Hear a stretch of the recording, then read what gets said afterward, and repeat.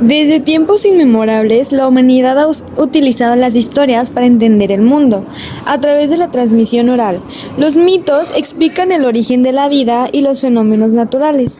Con el tiempo surgió el logos, el cual es pasatiempo racional que dio paso a la filosofía y la argumentación lógica. Pero, ¿cómo se construyen estas historias y qué impacto tienen en la actualidad? Bueno, pues el storytelling es el arte de contar historias para poder transmitir valores, ideas y conocimientos. Estos se hacen que conectes con tus emociones, facilites tu comprensión y mejores esta retención de información. Desde la educación hasta el marketing, se han transformado datos en experiencias significativas. Existen diferentes formas de construir una historia. Pero en la antigüedad, el mitos era la forma de explicar el mundo. Eran relatos protagonizados por dioses y seres divinos, transmitidos oralmente como un saber sagrado. Su función era explicar fenómenos naturales, transmitir valores y creencias, al igual que reflejar una identidad cultural de un pueblo, donde se mostraban héroes y dioses que representaban fuerzas cósmicas o valores universales. Los rituales y símbolos se vinculaban con ceremonias religiosas y por último dejaban un mensaje moral, el cual eran enseñanzas sobre la vida y la sociedad. Con la llegada del pensamiento filosófico, el logo se convirtió en la herramienta del razonamiento y una argumentación lógica, lo cual en la actualidad sigue presente en el pensamiento científico y la lógica argumentativa. Tipos de narrativa. La lineal presenta de manera cronológica. La no lineal presenta saltos en el tiempo, de atrás hacia adelante. Y las circulares tienen su petición para dejarlos en algún punto. También está la interactiva, que crea su propia historia con su propio final. También está in media res, la cual comienza en medio de la nada.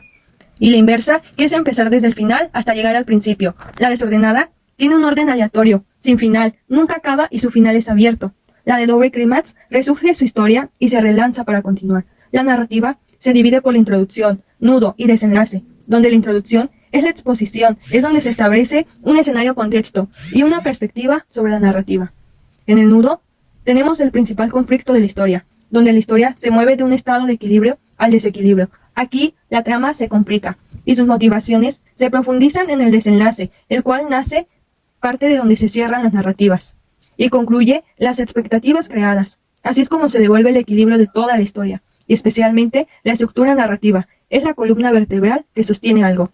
Y hay que recordar que para contar una buena historia debemos tener un buen mensaje que comunique valores, ideas, conceptos que reflejan el propósito de la historia que queremos contar, y así se transmite una lección hacia el público. El conflicto es aquel que tendrá un caos impredecible y una armonía predecible. Ya el conflicto será interno o externo, mientras que los personajes serán los vehículos que desarrollen los conflictos y a la trama, logrando conectar emocionalmente con la audiencia. Y al último tenemos a la trama, que son aquellas cosas que van a pasar en secuencia, son eventos que van a impulsar la historia y harán que conectes en diferentes partes de la historia. Así que para finalizar, debe ser siempre claro, atractivo, consistente y creíble cualquier historia que quieras contar, y así podrás atraer más a tu público. En el story model, una narrativa efectiva debe incluir a un protagonista que tenga una meta clara, a un conflicto que serán los obstáculos que generen tensión e interés, un cambio y transformación donde el personaje evolucione, emoción y conexión que haga conectar a la audiencia. Y es que desde los mitos hasta el logos, desde la narración oral hasta las grandes historias del cine, la forma en que contamos relatos va a definir a nuestra cultura y sociedad. El storytelling ha sido y sigue siendo una herramienta poderosa para inspirar, educar y conectar con los demás. Gracias.